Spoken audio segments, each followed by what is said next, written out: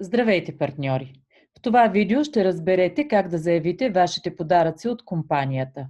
За целта вие трябва да сте регистриран партньор и да имате право на подаръци. След като влезете във вашия личен кабинет, изберете предпочитания от вас език. В нашия случай това е български език. След това изберете меню "Нова поръчка". Пред вас се отварят две опции. В зависимост от това дали ще вземете вашата поръчка на място от центъра за обслужване или тя ще бъде доставена до вас, изберете опцията, която съответства на вашето желание. Проверете данните дали са правилно въведени.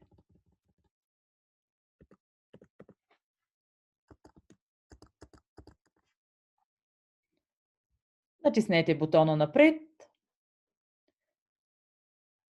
Попадаме в каталога и тук, ако ние имаме да правиме поръчка освен нашите подаръци, избираме продукта, който желаем да заявим. Избираме подаръка към самия продукт, като внимаваме за акцията, по която пазаруваме, след което избираме бутон Gifts. Отварят се нашите подаръци и ние избираме толкова, колкото желаем.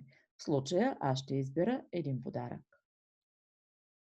Продължаваме с бутона "Напред".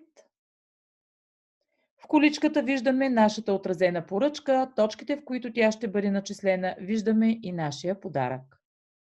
Отново продължаваме с бутона "Напред".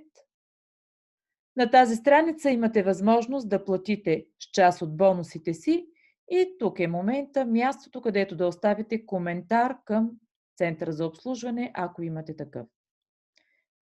Преминаваме към оформяне на поръчката.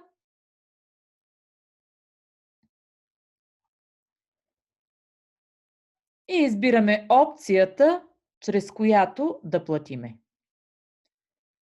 Това е начинът, по който вие може да изберете вашия подарък, съвместен с поръчка. Разбира се, ако желаете, може да изберете и само подарък, без да правите допълнителна заявка за продукти.